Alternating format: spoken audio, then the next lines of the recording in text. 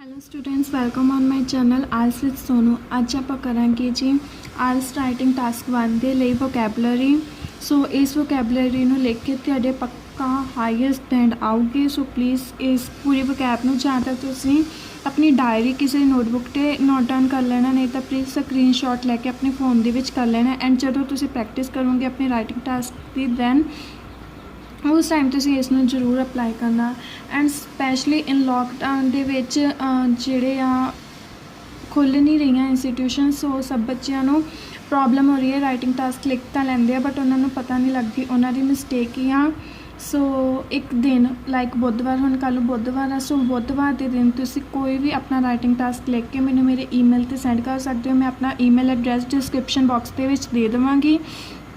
ਤੁਸੀਂ अपना writing task लिख के मैंने ਉਹਦੇ ਵਿੱਚ भेज सकते हो, उसकी फोटो ईमेल थ्रू भेज सकते हो। सो मैं ਤੁਹਾਨੂੰ ਉਸ ਵਿੱਚ देख के दस देवांगी कि ਤੁਹਾਡੀ ਕੀ ਮਿਸਟੇਕ ਆ, ਤੁਸੀਂ ਕਿੱਥੇ ਮਿਸਟੇਕ ਕਰ ਰਹੇ ਹੋ, ਤੁਹਾਨੂੰ ਕੀ यूज़ करना चाहिए, ਵੋਕੈਬ यूज़ करनी चाहिए, सेंटेंस फॉर्मेशन ਤੁਹਾਡੀ खराब है, मैं ਤੁਹਾਨੂੰ सारा दस देवांगी। सो ਹੁਣ शुरू करते हैं जी ਵੋਕੈਬ। सब तो पहलों इंट्रोडक्शन के लिए आपां नूं स्टार्टिंग दे विच आपां उन्हें की लिख सकते हैं। आप लिख सकते हैं the given, the supplied, the presented, the provided, presentation type. Okay, so उसके बाद होंगी है डायग्राम, टेबल, जो भी आप शो लिखा होंगे आप इलस्ट्रेशन लिख सकते हैं, chart, data, information, the given information sometime दे सकते हैं, ठीक है, नहीं तो the given graph, given table, so जो आपको दिता होया। उस तो बाद लिखा होंगे शो, की शो करता पाया आ, आप लिख सकते हैं represents, depict, illustrate, presents, give, provide, describe, compress. then ਉਹ ਤੋਂ ਬਾਅਦ description like for the comparison of, the difference, the number of, the proportion and the amount। ਉਹ ਤੋਂ ਬਾਅਦ trends ਹੁੰਦੇ ਆ, ਸਮਟਾਈਮ ਕੋਈ ਚੀਜ਼ ਇਨਕਰੀਜ਼ ਹੁੰਦੀ, ਸਮਟਾਈਮ ਡਿਕਰੀਜ਼ ਹੁੰਦੀ, ਐਂਡ ਸਮਟਾਈਮਸ ਡੈਡਲਾਈਨਸ ਰਹਿੰਦੀ, ਮੀਨਸ ਕਿ ਸੇਮ ਰਹਿੰਦੀ ਆ। ਸੋ ਉਹਦੇ ਵਿੱਚ ਜੇ ਆਪਾਂ ਵਰਬ ਫਾਰਮ ਦੇ ਵਿੱਚ ਐਂਡ ਨੋਨ ਫਾਰਮ ਦੇ ਵਿੱਚ ਲਿਖਣਾ ਹੁੰਦਾ ਵਾ ਅਕੋਰਡਿੰਗ ਟੂ ਗਿਵਨ ਇਨਫੋਰਮੇਸ਼ਨ ਆਪਾਂ ਨੂੰ ਕੀ ਦਿੱਤੀ ਗਈ ਹੋਈ ਹੈ, ਠੀਕ ਆ। ਦੈਨ ਵਰਬ ਦੇ ਵਿੱਚ ਜੇ ਆਪਾਂ ਲਿਖਣਾ, ਆਪਾਂ ਲਿਖਾਂਗੇ ਰਾਈਜ਼, फिर उस तो बाद लिखांगे increase, go up, uplift, rocketed, climb and upsurge. जे अपनी इनक्रीज हो रही, जे यही आप नॉन फॉर्म के लिखना, आप लिखना arise, an increase, an upward trend and a growth. Then जे डिक्रीज़ हो रही है कोई चीज़, fall, decrease, decline, drop and reduce, आप वोकैब यूज़ कर सकते हैं। नाउन दे विच आपां इहनूं लिखांगे a fall, a decrease, a reduction and a downward. Then जिस डेडलाइन है दैन आप लिखांगे अनचेंज, कोई चीज़ चेंज नहीं हुई, रिमेन कॉन्सटेंट, सेम रही है, remain steady and remain same. So लिख सकते हैं आप रिमेन स्टेबल, भी स्टेबल रही है, ठीक है। और स्टैंडेबिलिटी तो की लिखांगे level off remained constant, stayed, uniform and immutable. Then जे आप हम ग्राफ के लिए आप नीचे वाली वोकैब यूज़ कर सकते हैं। लाइक समटाइम आप ये दो फॉर्म होंगे वा, adverb form and objective form. According to sentence अपन की अकॉर्डिंग टू गिवन इन्फॉर्मेशन अपन की दी गई है। जो वो रैपिड चेंज आ रहा, बहुत ज़्यादा चेंज आ रहा, आप की लिख सकते हैं, कि वोकैब यूज़ कर सकते हैं, dramatically, rapidly, sharply, quickly and speedily and hurriedly. Then जे वही आप ऑब्जेक्टिव फॉर्म के लिखना, आप लिख सकते हो dramatic, rapid, sharp, quick and speedy. Then जे मॉडरेट चेंज आ रही है दैन आप लिखने moderately, gradually, progressively and subsequently. Then जे इनू एग्जैक्टिव फॉर्म के लिखांगे दैन लिखांगे मॉडरेट, ग्रैजुअल एंड प्रोग्रेसिव। जे तुहानूं इहदे विच भी इदां समझ नहीं आ रही दैन मैं जो टास्क इहदे नाल दे तुहानूं एक वीडियो पोस्ट करूँगी, जिहदे विच तुहानूं पता लगेगा तुसीं इहनूं किद्दां एडजैक्टिव एंड एडवर्ब फॉर्म के यूज़ कर सकते हैं।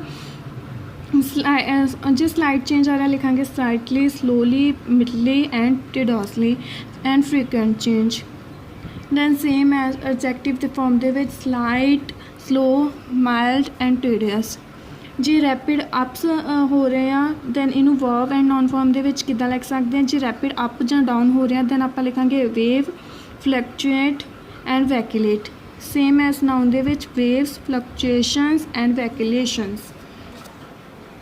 सो जे तुहानूं तुसीं इहदे नाल दे राइटिंग टास्क देखना चाहुंदे हो दैन चैनल नूं सबसक्राइब करके ਬੈਲ ਆਈਕਨ ਜ਼ਰੂਰ ਦਬਾ ਲਿਓ ਜੀ ਤਾਂ ਕਿ ਤੁਹਾਨੂੰ ਆਉਣ ਵਾਲੀ ਵੀਡੀਓ ਦਾ ਨੋਟੀਫਿਕੇਸ਼ਨ ਸਭ ਤੋਂ ਪਹਿਲਾਂ ਪਹੁੰਚ ਸਕੇ। ਉਸ ਤੋਂ ਬਾਅਦ ਲਿਸਟਿੰਗ ਹੁੰਦੀ ਹੈ, ਲਾਈਕ ਟਾਈਮ ਆਪਾਂ ਲਿਖਣਾ ਹੁੰਦਾ ਫਸਟਲੀ ਦਿਸ ਇਨਫੋਰਮੇਸ਼ਨ ਪ੍ਰੋਵਾਈਡ ਅਸ ਦਿਸ, ਉਹ ਤੋਂ ਬਾਅਦ ਸੈਕੰਡਲੀ ਇੱਦਾਂ ਲਿਖਣਾ ਹੁੰਦਾ, ਦੈਨ ਆਪਾਂ ਕਿੱਦਾਂ ਲਿਖ ਸਕਦੇ ਫਸਟਲੀ ਸੈਕੰਡਲੀ, ਉਹਦੇ ਲਈ ਆਪਾਂ ਕੀ ਯੂਜ਼ ਕਰ ਸਕਦੇ ਕਿਹੜੀ vocab, thirdly, first, furthermore, finally, to begin, to conclude and next.